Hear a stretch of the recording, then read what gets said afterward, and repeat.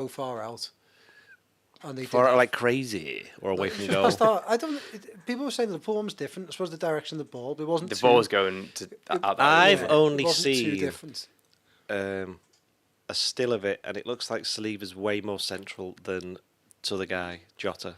Slightly more central. That's why I thought they're massively different. That's why I thought though. Yesterday was a nailed on red, just because I thought the consistency. Yesterday was a nailed on red. I never at any point thought that was a red card. But just because of what happened with Saliba, if that makes sense, just like a consistent. But if the two were like weeks apart and they're both yellows, I'd be like, I do think Saliba's looked more cynical because you can clearly see him grabbing, whereas Tosin kind of collided with him, didn't he? Also, I think Jota kind of stopped. Like Jota kind of like initiated it as much as Tosin, and then they collide and fall. Whereas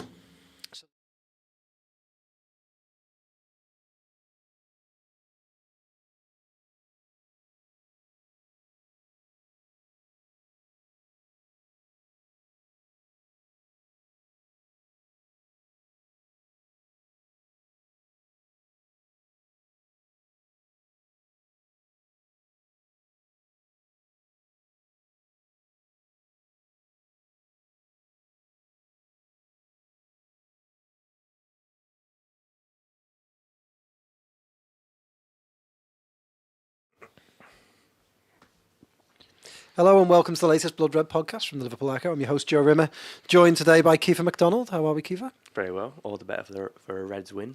Yeah, and Ian Doyle. How are you? I have got the illness that's going around the Liverpool camp at the moment. So I would be ruled out. That side, then? Because I want to be able to share things. Quite. I can distribute it evenly to the pair of you. That's very kind of you. You're also very kind if you're listening to us or watching us on YouTube. We're live on YouTube today. So if you do have a question or a thought or a comment or... a thought. Just a general thought. If you would like to say something nice, something not so nice, drop it in the comments. I'll try and monitor them as we go and put the questions to the guys as we go along. So please do. And if you're listening on Apple Podcasts or Spotify or wherever else you get your podcasts, give us a review. Spread some loves. Press some bells. Press some stars. Tell some friends. All those nice things. Leave us some thoughts as well. Leave us some thoughts. Yep. All those nice things. Chris Barak is straight in there with afternoon all good result yesterday. Does this count as Liverpool playing someone? We'll get to that in a second. Plenty of course to talk about. But first things first, we have to thank our sponsors, NordVPN, who help us do what we do. So thank you, Nord. And to get the best discounts off your NordVPN plan, go to nordvpn.com/bloodred. Our link gives you 4 months extra on a 2-year plan.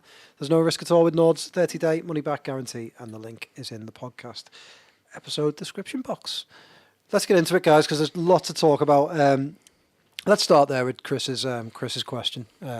Does this count as Liverpool playing someone? I said to you earlier, I still thought United was a pretty big game, which has been kind of overlooked because of how bad they've been. But United's always a big game because no matter how bad they are, they normally put up a bit of an effort against Liverpool. Although I think whether we've said it on this podcast or I've just said it in my own mind, they seem to have kind of been giving up the ghost a little bit recently against Liverpool to a certain degree in some games. You can't imagine Liverpool losing 7-0 at Old Trafford. And, I know there's been the occasional heavy defeat, but often that's been due to a sending off. Whereas United just got beaten 3-0 home by Liverpool, not just, but this season. And since then they played Tottenham and played even worse and got beat by the same amount. But no, even they were 1-0 down against Brentford, weren't they, at the weekend, and they won. So it is a difficult place for Liverpool to go to because there's a lot of history and baggage attached to it. So I think that was the first test. But I wouldn't say it was the first test of Slot's team. I said it was the final test of Klopp's team, if that makes sense, because they were still kind of very much playing in a kind of Kloppy way. That's now a what do we say, verb? Is it? Yeah, it's a verb, isn't it? I do English, honestly. So that, but I think you compare that to the way that Liverpool played against Chelsea, that's very much an Arne Slot team. Yeah. And you'd have to say that's the reason that they won. So I would say it was not the first test of the season, but it was the first example of what Arne Slot can do to Liverpool in a big game against one of the supposed rivals. Good team as well, Chelsea, weren't they? Well, Chelsea were good, but I was a bit disappointed in the final third, although having thought about it, is that because Liverpool defended that well as a team? Because when they went 2-1 up, they kind of took a step back. Everybody took a step back and went, right, let's just hold on to this for a bit because we've just got this. But a bit like the Wolves game, wasn't it, where after half-time they conceded an equaliser, then they got ahead straight away. and kind of just decided to see the game out. In fact, it's such a good point. I wish I'd actually written that. I would just remember that now. So. You've still got some stuff to write today. Yeah, no, you're not finished exactly. yet. Yeah, no, yeah. In fact, I haven't thought about it. Yeah, well, I think remind me of that after we finish this. I'll write that. No, I do think. Yeah, I think I can see where people are saying about being the first test because it is one of the teams, Liverpool, given the way that Chelsea have started the season and ended last season. I've said many times on this podcast that I think they're actually quite good. Then again, if you spent £65 billion on a team, you would expect them to be half decent. So they're still not at Liverpool's. Up to Liverpool's level yet, but Liverpool had a job to be done with it being after an international break as well. You saw the first 15-20 minutes they kind of weren't quite fully at it, but after that they were, and I think while Slot said it was a fairly even game, I don't think anybody could argue with the final outcome really. I think you and I may have discussed this before the game, Keifer, but I think it's quite harsh saying that Liverpool haven't been tested yet because you go away from home to the likes of Crystal Palace. And they are tests. They're all tests, and the test is consistency, isn't it? And Slot's team have been very, very consistent. And the one thing we knew about Chelsea is that Chelsea would come out and have a go at Liverpool. They would have to try and score goals. I was very impressed, like Doyle said, with the way Slot shut the game down. He took off Trent, didn't he? He made things tighter. And I think with the exception of a Neto shot and a Neto shot, that sounds a bit... a header from, who was the fullback? Viega. There wasn't a great deal of chances for Chelsea towards the end of the game. So I was quite impressed with the way Slot did that. And I don't think that's what we've seen from Klopp ever, really. Klopp's teams would always go for it and try and stretch that lead to 3, even 4. But what impressed you most about the victory? Yeah, I think that exactly, as you say, in kind of years gone past, under Klopp they probably would have gone for a third. And I know like Diaz at the end, he did try to go for 1, but there was an occasion where they were on the break and he could have kind of slid it through to Nunez, but he kind of decided to hold back, wait for support, wait for everyone to kind of come with him. And just a bit more of a sensible approach. But even in the first kind of half an hour, to be fair, I know Liverpool weren't exactly at the races, but the fact that they were like almost willing to let Chelsea have the ball and come onto them because they knew the space would open up on the transition, but also they're so confident in Van Dijk and in Konate and Trent as well and Robertson. So that back four has been brilliant this season. I mean, only 3 goals conceded now, isn't it? In what 8-9 games, whatever. And everything that they've kind of done well at the top end of the pitch comes from that confidence at the back, doesn't it? They say goals wins your games, but defence wins your titles. And how many times have we seen that over the years where Liverpool have had a really good attack, but they've been let down by the other end of the pitch. So I was really impressed with that. And as you say, the kind of changes to the fullback, Trent in this case yesterday, that's kind of become a bit of a routine sub that kind of Slot's been going to, hasn't it, over the last couple of weeks, whether it be Simicast coming on for Robertson for the final 20 minutes or someone like Gomez, just gives you a bit more of a physical presence if teams are going to start throwing in corners, set pieces and all that kind of thing. So obviously it was nervy towards the end, and people obviously were biting their nails, but I think as we kind of go through the season, we might see a bit more of like 19-20 Liverpool, where even when Liverpool go 1-0 up, 2-1 up with 10 minutes to go, it's a bit like, well, we're composed enough, bring it on. If you want to kind of attack us, we'll get a third, but if not, we're happy to sit out, and we've got the quality to stand strong. Definitely. And we even saw Arne Slot lose his cool a few times, didn't we? There was a few quite funny moments of him falling to his knees on the touchline. I think he's a very cool character, isn't he? But I think it showed how important that win was. Yeah, he got swept up with the Nunez thing at the end, wasn't it? When was it Vega, I think it was, that he basically didn't foul, and then if anything he was fouled. In fact, I don't think it was a foul to anybody. It should have just been play on. And referee calls it back, and Nunez, who was already booked, he did quite well not to massively overreact and get sent off, because I think the referee would have been punching himself in the head, didn't he? Yeah, he would have been quite. He would have been quite happy to send him off, I think. In fact, he would have been quite happy to send everybody off. The referee was that terrible. And Slot on the touchline was absolutely going mad. The thing is, I know people who sit near there, and they said, "Hey, listen, it wasn't just him; it was everybody on the bench was up, like, oh, what was that?" And it was a good example of you don't mind managers being emotionally detached when they've got the big decisions to make, which, to be fair, is what Klopp was always able to do as well. I mean, for all the talk of him being swept up by this, that, and the other, that was very rare that happened in terms of affecting his judgment. I think, but it was nice to see Slot. I think that's the first time you could say, Liverpool fans would say, oh, look, he's one of us. He's reacted in exactly the same way that every other Liverpool fan in that stadium reacted at that moment, because he was that invested in the game. It was the 96th minute, wasn't it?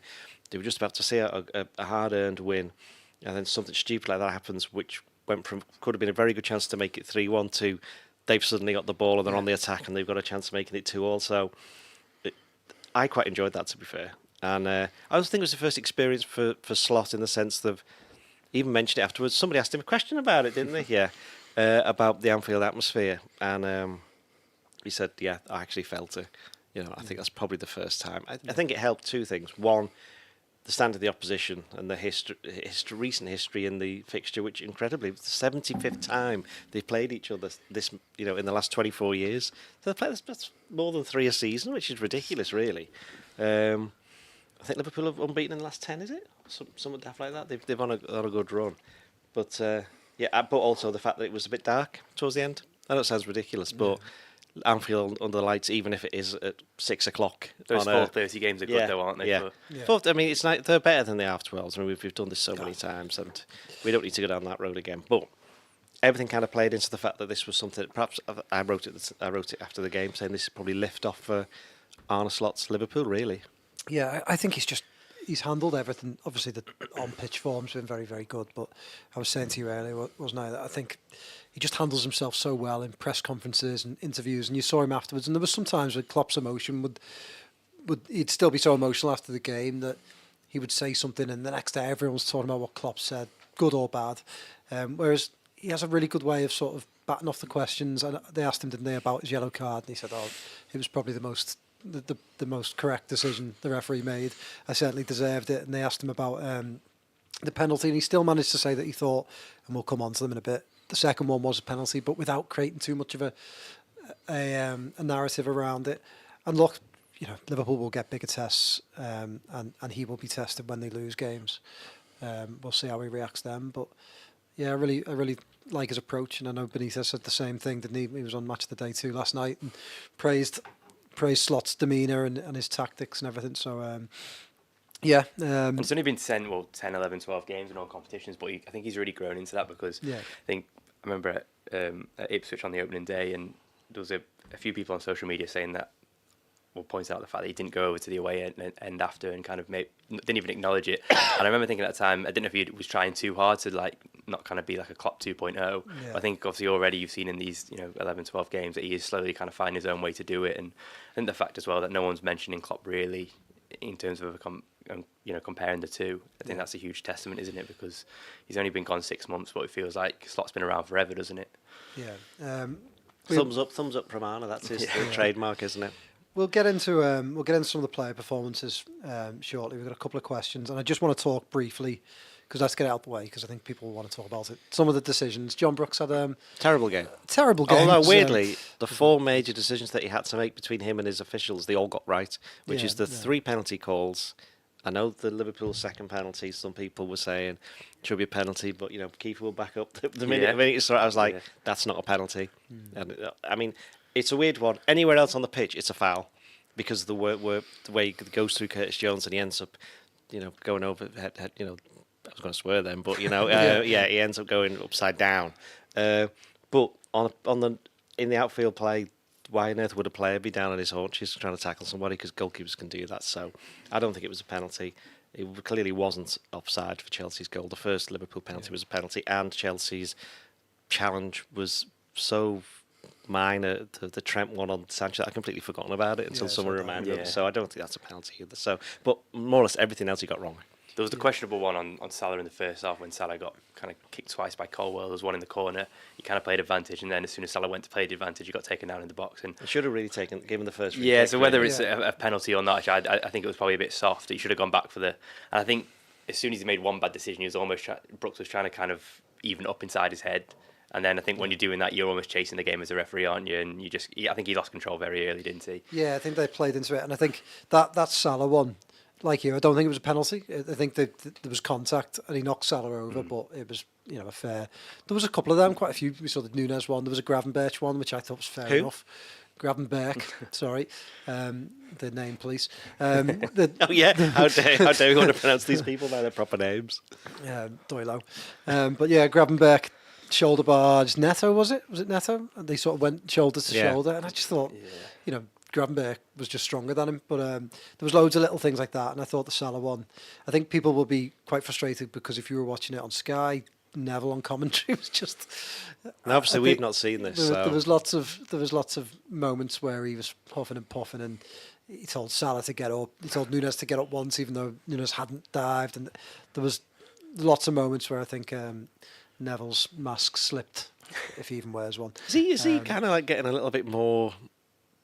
A bit looser in that sense than he ever has been.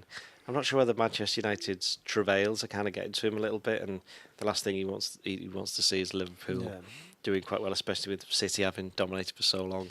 Perhaps so. But yeah, I think the referee on the second penalty, I thought I can see why you'd give it.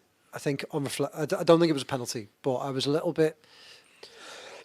It's one of them where VAR gets involved, and this is where I don't understand why it gets involved, because there is Curtis Jones actually gets the ball past the goalkeeper. So if he doesn't get taken out, you could argue, well, I could get onto that and we were saying it before, weren't we, about it's not a clean tackle, and it's like meant to be a high bar. But saying all that, I didn't initially think it was a penalty. So the thing now is that if we ever see any club, somebody makes a tackle and then does a follow through and takes them out, it's not a penalty. Simple as that. Well, we will see throughout the season. But you know quite well that next week someone's going to do that. It'll be a penalty. The one we've not mentioned is the Tosin yellow card, non-sending off, which was so similar to the Saliba one that I think Arsenal were pretty frustrated about it. But again, just about right, wasn't it? Really.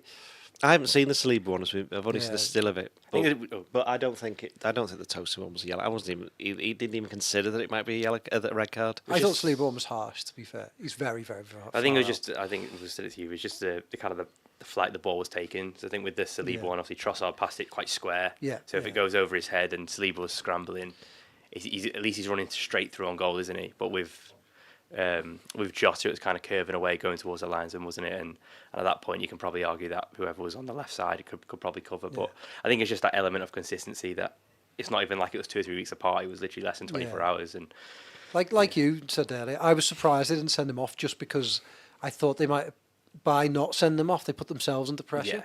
But the Saliba one, I think that there's subtle differences. The angle of the ball, maybe just about how far out they are, and Saliba was on his own, wasn't he? Also grabs him much more than Tosin grabs Jota. Tosin kind of sort of fell into Jota, whereas Saliba just pulls him back.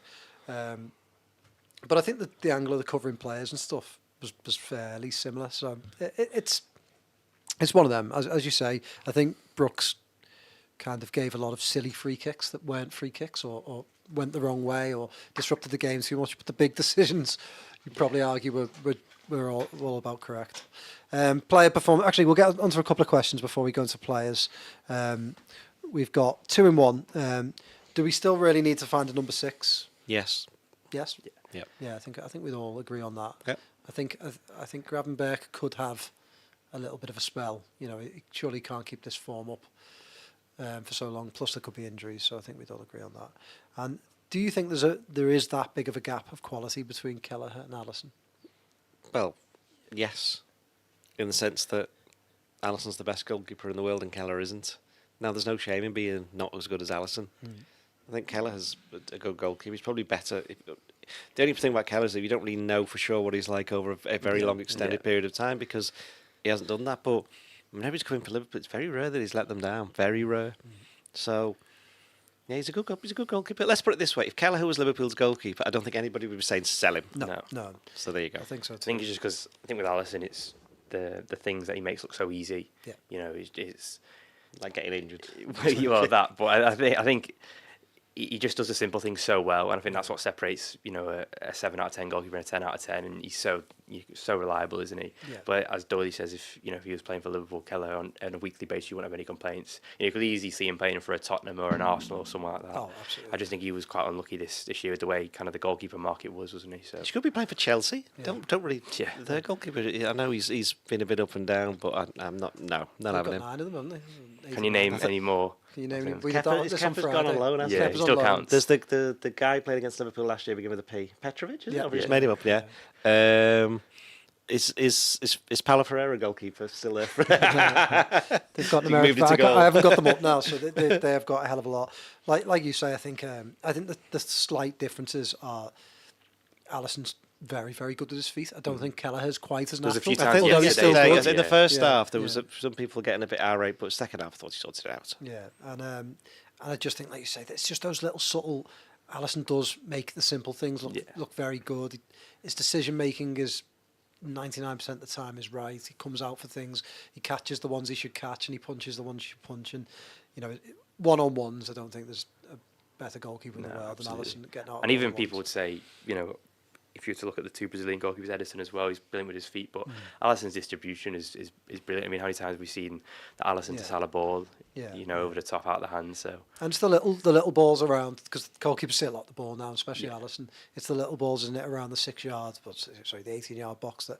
Well, the amount of times Kelleher got the ball in the first half, and in fact both halves, he got it like in his 6-yard box, and Chelsea players were coming towards him, and he wasn't fussed. No, and that's been instilled in him for years and years and years. Yeah, did you know that Saliba was sent off because Jared Gigula is on VAR and is a big Liverpool fan? Oh, do not even get me started on that. Did you know, by the way, that there is a what is it, a pro-Northern bias in English society? I think is what was inferred. As famous. That's famous. England is famous for that. All this anti-London rhetoric. As we know, all of these referees have got biases. They're obviously biased towards the big clubs, They're biased towards the team that your team is playing against and competing for major honours. They don't like the little clubs. They don't like some of the big clubs. They all hate City, but they do all love City. They historically love United, but they're also all against United. They are now that United have gone not very good. It's funny that, isn't it? How weird that, isn't it? Yeah. So all very odd. We managed to get through that without mentioning Everton as well. Our producer is nodding his head away. He believes every conspiracy theory under the sun. The problem with conspiracy theories is that 99.99% of them are absolute nonsense, and you only need 0.01% to be right to justify everybody else believing in all those other ones. Wise words from our wise owl. Owl? Don't ever call me an owl again. They're the wisest of all the animals, aren't they? I just don't like... What's a wiser animal than an owl? I don't know. An ant? There's an insect there, it's not an animal. So there you go. Let's talk player performances. Curtis Jones. I mean, it's been a good week for Curtis, hasn't it? Became a dad, scored a goal. No kid. Ran the show. Yeah, well, he did have kip because he stepped in the spare room. The luxuries of being a Liverpool player. I slept on the floor next to Arthur's bed the other night. So, yeah. Do you have a pillow? I did, yeah. Well, that's not that bad, though, to be fair. But still, it was a bit painful. He ran the show yesterday, didn't he? Do you think we'll see a little bit more of him in a deeper role? I hope so. I feel like we kind of always get to this point with Curtis Jones where he has a really good couple of performances, and then through some fault, not of his own, he kind of gets a setback. And I think people forget how good he was last year. Really, I mean, he was derailed by the red card at Tottenham. Liverpool had a really strong start to the season, and then even up until when he came back in the team over the new year, and was it Brentford? He got his knee injury, wasn't it? And obviously was out for so long after that. And by the time he comes back, Liverpool are obviously kind of shot to pieces in terms of injuries themselves, and they're obviously playing catch up. So I think people probably aren't too generous when they look back at last season for him, but I think it was a far better season than people give him credit for. And he's obviously had to be patient this year, hasn't he? Liverpool kind of now getting into the groove of playing 3 games a week, and you'd imagine Champions League is obviously back on Wednesday. There's going to be plenty of opportunities for him. He's going to be playing in big games, whether it's in the Premier League or the Champions League. So I think he just offers something different, and I think with McAllister yesterday when he came on, you can see that they are different profiles of players. I think Jones obviously better at that box-to-box stuff. I mean, he made the block at one end for Palmer, didn't he? And then at the other end, a couple of minutes later, he wins the penalty. I think McAllister's better at kind of ticking play over, isn't he? But, I mean, Jones's confidence on the ball, I mean, there was a quite early on in the first half yesterday, he was kind of looking around for options, and then Cole Palmer came to press. We just dropped the shoulder and kind of moved him on and just created a bit of space out of nothing. And I feel like Liverpool haven't got too many players who can do that, and maybe are brilliant at kind of improvising. So I'm kind of always rooting for Curtis Jones. I think it's always nice to see someone who kind of represents the city. We've seen success that Trent's had through doing that, but I think above all he's a really good player, but just hasn't had that look so far in his Liverpool career. So there's going to be plenty of games this season, and if he can stay fit and put in performances like yesterday, I mean, why can't he be vital to what Liverpool do this season? I think all this is going to sound a bit of a damning comparison, Doyley, but I mean it. I mean it in a good way. I think all good teams have players like Curtis Jones, and I don't necessarily think he could move to another side and be a really great player, but I think he's a great player for Liverpool, like a Darren Fletcher for United in their title-winning teams. He would come in, he would always perform and do a job. He knew the players around him. He worked hard. Curtis Jones passes the ball well. I think his biggest issues at Liverpool have been injuries, and injuries at the wrong time, really. The odd time, I think he does hang on to it a little bit too long, but now that's good. Yeah, that's exactly what they need now. Want, yeah. So that's interesting, wasn't it? That the first game that Slot was in charge was that Preston friendly, and he picked him in the number 6 role. And really, since then, I think it's just that was a very early sign of what we can expect. And obviously, he got injured, didn't he, early in the season, missed a few games. But I think his problem he's always had is where's he going to play? In the same way as Harvey Elliott. Now, Harvey Elliott's obviously got it down to one position, which is the number 10. And Curtis is probably down to 2, which is, I know he started number 10 against Palace. Then he dropped down to one of the 2 defensive midfielders. That's where he's going to play from now on. He's not going to be going on the left wing. He's not going to be playing in a kind of midfield role because there isn't one under this management. So, yeah, Curtis, is he ever going to be somebody who plays all the games? Probably not. But what always counted against him, unfortunately, is the fact Liverpool didn't spend £45 million on him. Yeah. And I think that's just one of those things. You've been able to see how he's got to this point, whereas with someone like McAllister, for example, I'm not saying he's as good as McAllister, but you didn't get to Liverpool fans didn't get to see all his ups and downs at Brighton and Argentinos Juniors and all that kind of teams. They just got him when they got him. Gravenberch, I think, is a bit different because I think Liverpool last season did see a little bit of that. But Gravenberch actually spoke after the game and he said that as far as he's concerned, he enjoys playing alongside Curtis because you can see a lot of the same qualities in the pair of them. Mm-hmm. He says they're kind of not quite the same player, but they are similar. And McAllister is completely different. So I also thought it was quite interesting when Liverpool were looking to see out the game. They didn't bring on Endo. They could have done because he did at Palace and he did quite well there. But the season's long and there'll be games where he's needed, and it could even be Tuesday. I suppose with Jones as well, he's shown in his last 2 games that he can do both sides of it. He's gone away to Crystal Palace, he's done the rough and tumble. He wasn't as eye-catching as he was on Sunday, and then obviously he's playing a home game against Chelsea. One of the as we said, one of the toughest tests Liverpool face this season, and he's been able to do all the nice things and the things that will get you on the highlight reel, score the goal, win penalties, get further forward, but he's also making blocks as well. So, as Doyle says, I think it's easy to forget that he's kind of had to reinvent himself so many different times. He obviously broke through as a winger, played as a 10, whatever. Then he comes through, under Klopp, and he plays on the left side of that midfield. He was almost like the Wijnaldum replacement, wasn't he? He was that kind of selfless Cargy. He had to kind of sacrifice a lot of his skills and talents, maybe. And then obviously now he's going to be a bit deeper at number 6, whatnot. So I think even the fact that he's been able to do that and stick around for so long is a testament to how good of a footballer he is. Absolutely. It was 3 years ago that he was man of the match at Porto in a Champions League game in which Liverpool won 5-1. I think he had something like 3 or 4 assists. Yeah. Like ridiculous. Yeah. No, he's got great talent. I really hope he can build on it over the next few weeks. Darwin Nunez had an interesting time on the pitch after coming on for Diogo Jota. Am I right in saying he's only scored once this season? Bournemouth, yeah.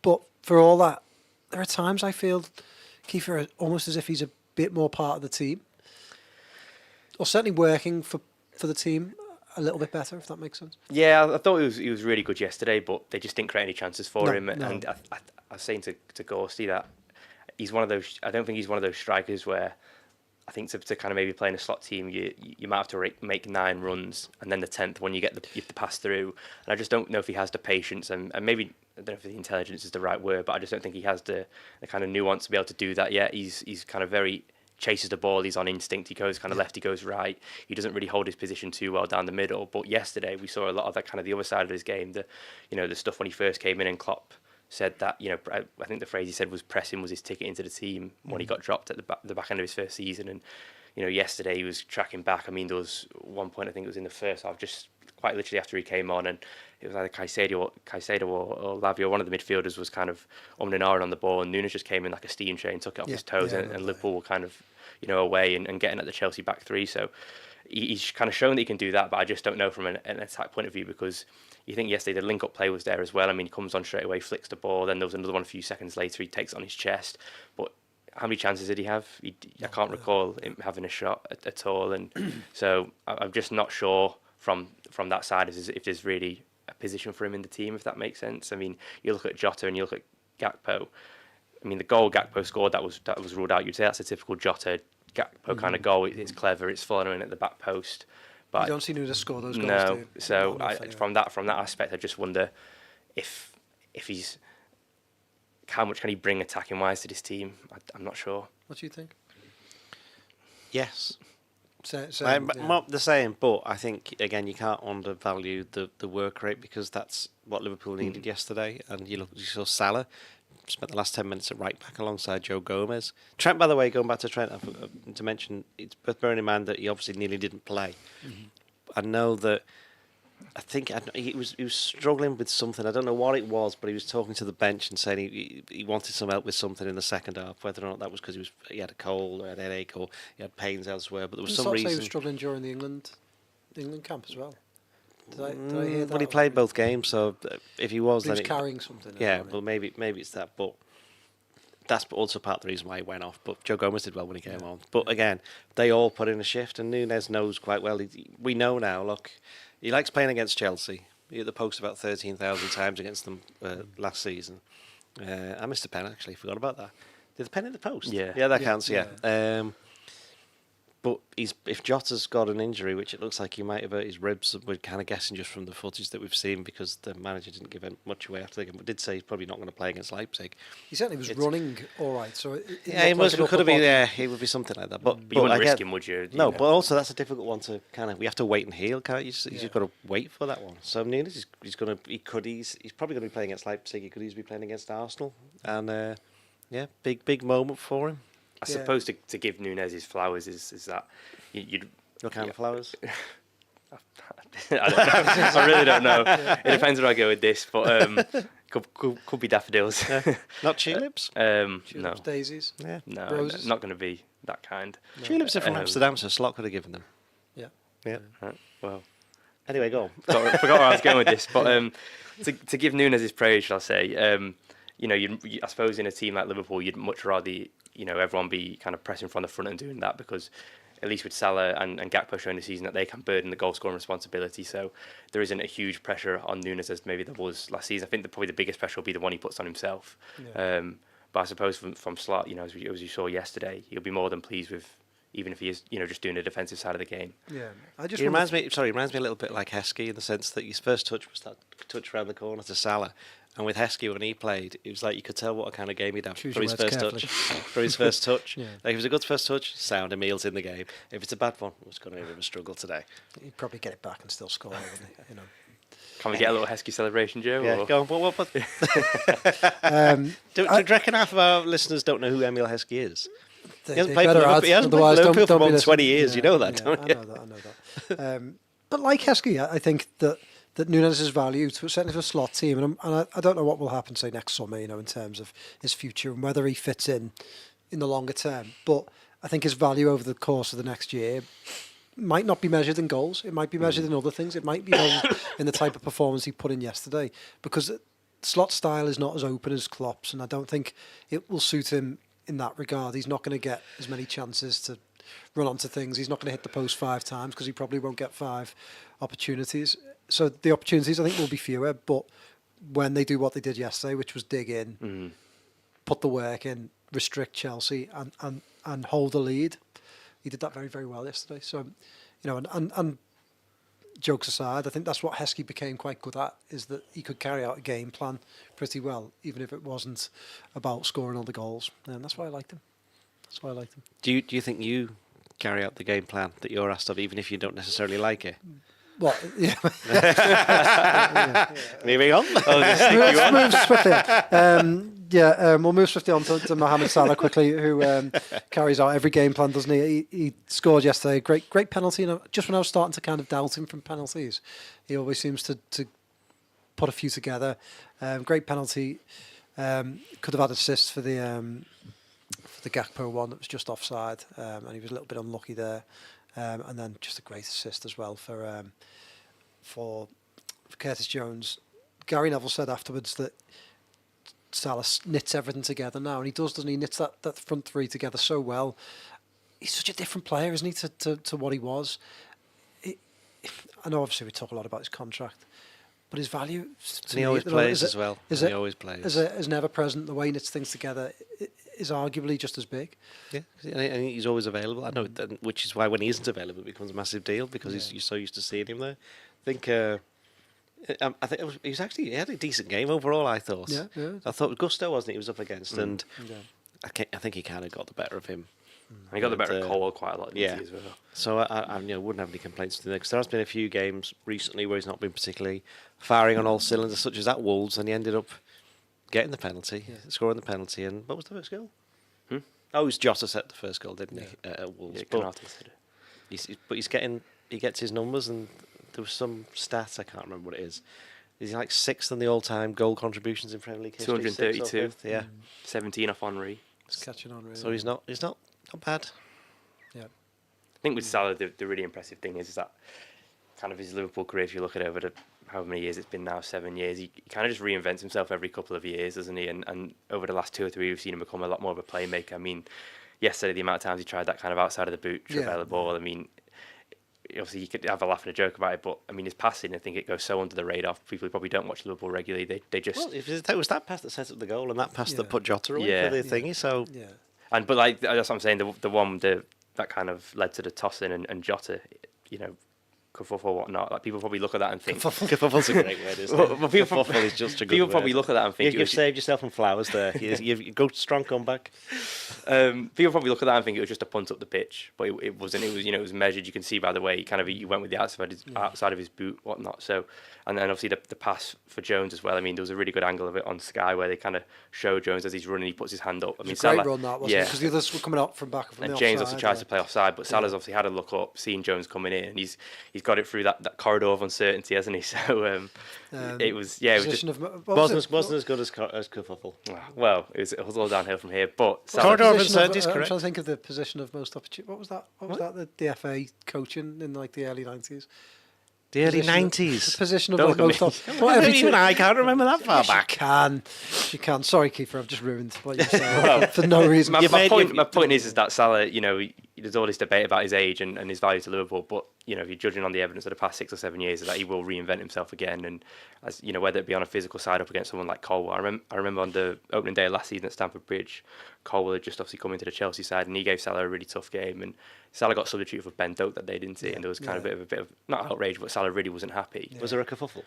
Not, there nearly was. I think that happened later at West Ham in the season. But Colwell's not an easy defender to go up against, and I think as I say, Salah showed from a physical point of view, but also from a technical point of view, that he's just kind of continue going to be up there. That's it. Yeah, I mean, obviously we had the news, didn't we, that Van Dijk has confirmed that they are talking to him, so you should imagine that they would be there with Salah and Trent as well. But I just do hope that they get the Salah deal worked out, and they can, because I think Kelleher again said in an analysis yesterday that for Salah, surely the ambition is to just keep moving up those charts. I mean, he's not far behind Fowler now, is he? As I've said time and again on this podcast, that they're not going to get any fee for either Van Dijk or Salah ever. And I think certainly with Salah, if they can come up with a 12-month rolling contract, which you've got until, I don't know, the start of January to decide whether you want to renew or not, because then you can go and speak to her and everybody knows the situation. I think everybody would be happy with that. Yep, certainly. And the thing for Salah as well, sorry, just to jump in, is that he's not going to build a legacy anywhere near as close as what he's done at Liverpool in the final 4 or 5 years of his career. You'd imagine once he leaves Liverpool, he'll probably play for 2 or 3 more clubs, probably do 2 years, in Italy, 2 years in Saudi Arabia or wherever. So like, why would you kind of exchange that to kind of continue building on? If he stays here for another 2 or 3 years, he's done 9-10 years at Liverpool, and by that point he's probably second or third on the all-time scoring charts, isn't he? And probably in that conversation alongside Gerrard and Dalglish. Unless you were wanting, I don't see any reason why he would at this stage of his career, but unless you were moving for the lifestyle, in like in Italy, what would be the point? You may as well build on what you've done. He's done Italy. Yeah, he has done Italy, but that was just an example. But you may as well build on what you're doing at Liverpool. Yeah. And rather than take a 2-year deal at Juventus or whoever it might be, go and break Fowler's record, go and get past Henry and really put yourself in that top 5 of... The thing is, Salah knows his body best, and he'll know he's not soft. He'll know there'll come a time where it's like, right, I cannot do this anymore at the Premier League and Champions League level. That's obviously not there yet. So maybe he's thinking, I want to see what I feel like in February or something like that. But you even look at like Ronaldo and stuff, and obviously there's a lot of comparisons between the two in terms of, you know, the kind of the shape they've been able to keep themselves in. Ronaldo was playing in the Premier League at such a young age. You know, he was a Portugal international from such a young age as well. Salah didn't have that. I mean, I know he played in Egypt and probably didn't have the kind of care for his body that Ronaldo had at that age. But in terms of miles on the clock and stuff, like, it will be nowhere near compared to what Ronaldo had at the same age. Sure. Yeah, he was playing for United when he was 18. Exactly, and he was, you know, a starter and whatnot. And the thing is, well, you can't tell me that he won't want another crack at the Champions League or another couple of cracks at that. I mean, he's kind of done the hard yards of being in the Europa League last season. Why would he go now? Yeah, you would think so. It's just a number, isn't it? I think I can't imagine Salah and his agent agreeing to vastly reduced wages. They just don't strike me as those type of characters. Not in a greedy way, but almost in a this is my value. Yeah. And I'm not going to compromise on my value. So we shall see. Quick word on injuries. Injuries and illness starting to mount up a little bit in the squad. Conor Bradley missed out off the bench. We've led to believe. I don't know what the injury is, but he could be out for a few weeks, which unfortunately Liverpool play about 1,300 games in that time. So that's a bad blow for Liverpool. Trent, as we mentioned, McAllister was ill, but he also had the injury. That he got against Crystal Palace, which obviously affected him when he was with Argentina. Who else is there? I've lost. Oh, Chiesa's still injured. Jota, we mentioned. Alisson, of course. Yeah. There's loads of them. Yeah. Chiesa's... Harvey Elliott's obviously still not back either. I'm slightly worried about Chiesa because they haven't said a great deal about him. And obviously with his injury record coming into Liverpool and the fact that they were quite bullish about... So you're saying that someone who was signed towards the end of the transfer window from Juventus... Arthur Mello. Oh, right, okay. Didn't I've heard some mad conspiracy theory. I just there's been no mention of him as the. And, no, he completely sidestepped the question on Friday when he was asked. But when he first got injured, he said a couple of things that I found were quite strange. First one, he said he'll miss this Champions League game, but there'll be many more, which made it sound like he's going to miss a whole year, and that there'll be many more in the future. I think he meant there's many more Champions League games. Not he's got many more injuries. But he also said if he's not back for Saturday, which was the Palace game, he'd be back after the international break. Yeah. And then there's been no mention of him, no sight, no sound of him. And that well, it is after the international break, so any time he comes back now, he'll be right. True. He was slightly. I did see him in the corner of the picture as they were all around to training, so he is still around. And he's not gone missing. He's not just got posters up, so you find out where he is. I don't know. Just give us down to the a sign. and just like go storm outside there. I mean, the tax relief. Yeah, I just need to know he's okay. Really, just as long as he. Are you just worried about in. him in the same way you worried about Naby Keita? Well, I was right, wasn't I? I was worried all along about Naby Keita. Well, obviously Keita did an interview with The Guardian, didn't he, last week, which come out quite well, actually, to be fair. Yeah. Okay. Just thought I'd throw that in for you there. A little bit of colour there. Right, Naby, if you're listening. And Federico, if you're listening. You will be. Federico, just give us a sign, something. Sorry. If you've got Federico there, let us know. Yeah. Sign up to NordVPN. Right. Let's just pick our teams for Leipzig and predict the result. At least you remembered this time. Yes. Sorry, just quickly, Donny, just give us all a rundown on Leipzig. What are they like? You know what? I've only seen the results really in the Champions League, and I was surprised they lost both games, although they were at Leipzig away and Juventus at home. I think they're doing all right in the Bundesliga, aren't they? They are second. Yeah, exactly. And they're level on points with... They always... I only really know... They start off really well and then kind of fall away towards the end. But they also did well enough to get in the Champions League. It's going to be a tough game for Liverpool. And I think it's a game they could easily lose. And if you are going to lose one, you may as well lose this one. I don't really notice them a lot, but I always notice them... You know, someone they're playing, the likes of Bayern or Leverkusen last season, and they always seem to give them a game. And someone's probably going to put something in the chat now. They got beat 6-0 by one of them. But there you go. They lost. They beat Leverkusen 3-2 early this season away from home. The first of eat. Leverkusen since 2012. Yeah. So I always feel like when I notice them, they're giving someone a game. I mean, it is one that I've got a feeling that Liverpool could struggle in, but maybe that's because, and we'll pick our teams in a second, but there'll be a lot of rotation for it. Yes. Yeah, absolutely. I mean, as Dudley said, it's one of those games where if you're looking at the kind of the bigger picture, it's certainly one where you make your changes now, especially with kind of injuries starting to mount. Arsenal at the weekend, and then even after that, 2 games against Brighton. and then Aston Villa, who are having a really good season. So I think this feels like the kind of the perfect opportunity to kind of bring some rotation in. Yeah, desperately looking back at their results last If season. you can hear some noise, that by the way, that's some building work being done outside, or as our producer Ian would say, some a DIY. little bit of DIY. Yeah. Someone's got. Yeah, I'm Anyone off to the DIY site? just gone back to Leipzig's results last season. They drew 2-2 with Bayern, so that I call that giving them a game. You can put German football expert in your Twitter bio now. They lost 3-2 to Leverkusen, gave them a game. Lost 3-2 to Man City, gave them a game. See, They got to the semi-finals, didn't they, in 2019-20? Was it the quarter-finals they got to? Or yeah, they actually lost 3-2 to Leipzig they lost twice. to PSG? I don't know. Yeah, They got to that mini tournament in Portugal. The non-proper. They went out last season Champions League in the round of 16 to Real Madrid and drew 1-1 with them in Madrid. They should have won that game as well. Real Madrid just jammy. Nearly swore again. I hope save it for the 27th. Exactly. Yeah. I hope you're all enjoying the Leipzig podcast anyway. Right, let's pick our teams. Ian, I'll let you start. Kelleher in goal. Do your back four. And I would play. One of the fullbacks is not playing. Canati and Van Dijk are playing. For my take, I'd actually play Tsimikas and Gomez. Yeah, I mean, I don't like changing. Both I know, but I feel as though they might have to this time. If one does stay, it'd be Robertson. Yeah. I was going to go the opposite. I was going to go Kelleher, then Trent, Tsimikas, and I think Quansah will come in. Ooh. And probably alongside Konate. Do you drop him, Van Dijk? Yeah, resting. Dropping him. It's a difficult one, isn't it? Because if he hadn't have said what he said about Trent picking up or carrying an injury, I would have dropped. I just think game's way Robertson. heavier on Robertson at the minute. Yeah, I think he's at that stage of his career where he's getting a bit older, isn't he? I think he's 31. Yeah, but he's had a lot of miles. It's ancient, that isn't it? 31. Ancient. He's done a lot of overlapping. He's over. He's over, isn't he? As a human being. How old are you? 36. Yeah. Why are you still here? You're almost 50 now. I've gone round the other way though. I've gone round the other end. You're two Keifers added together. Wow. Plus more. Are you 24? Yeah. Oh God, it's depressing, isn't it? Yeah. I'm still here though. Saying that, I found out Bosley was younger than me.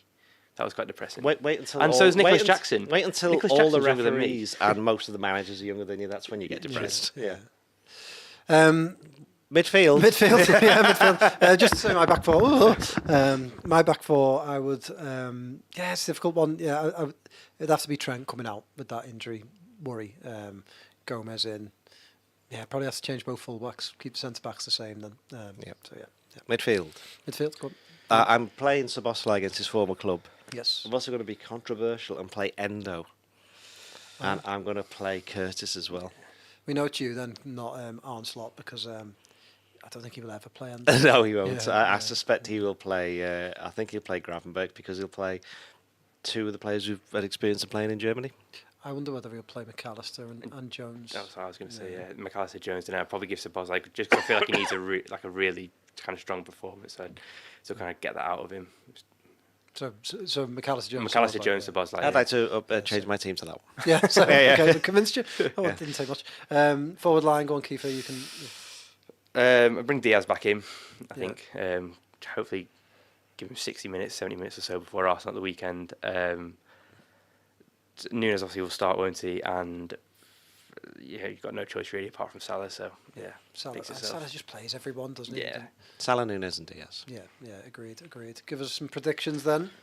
As I said before, I think they'll get beat 2-1. Do you? Only because of all the changes that I think he'll make. And I do think that Leipzig will be proper up for it, having lost the first two games, and Liverpool will subconsciously go, well, we've got some really... I know, we've lost. Let us know what you think of Ian's prediction in the comments.